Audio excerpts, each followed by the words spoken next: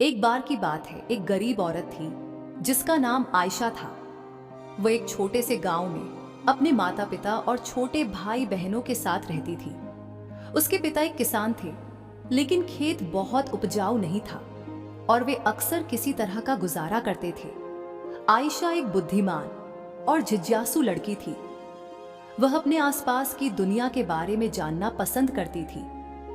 वह एक वैज्ञानिक बनने का सपना देखती थी, लेकिन वह जानती थी कि अपने परिवार की वित्तीय स्थिति के कारण उसे अपना लक्ष्य हासिल करना मुश्किल होगा। एक दिन आयशा के पिता बीमार पड़ गए। वह काम करने में असमर्थ थे और परिवार की आय और भी कम हो गई। आयशा को अपने परिवार की मदद करने के लिए स्कूल छोड़ना पड़ा।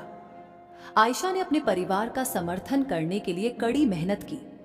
उसने घरों की सफाई और खेतों में काम करने जैसे अजीब अजीब काम किए। उसने स्थानीय बाजार में सब्जियां बेचना भी शुरू किया। अपनी व्यस्त दिनचर्या के बावजूद आयशा ने वैज्ञानिक बनने के अपने सपने को कभी नहीं छोड़ा। वह देर रात तक पढ़ाई करती थी और स्थानीय पुस्तकालय से किताबें उधार लेती थी। उसने घर पर भी अपने स्वयं के प्रयोग करना शुरू कर दिया। कई सालों की कड़ी मेहनत और दृढ़ संकल्प के बाद आयशा ने आखिरकार अपने सपने को हासिल कर लिया। वह विश्वविद्यालय में दाखिला लिया और वैज्ञानिक बन गई।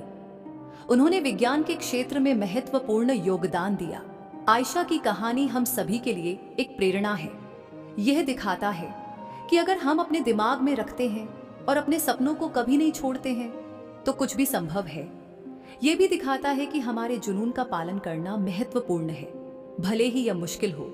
दोस्तों, ऐसी और कहानी सुनने के लिए हमारे चैनल को सब्सक्राइब कर लीजिए। मिलते हैं ऐसी और इंटरेस्टिंग कहानी में।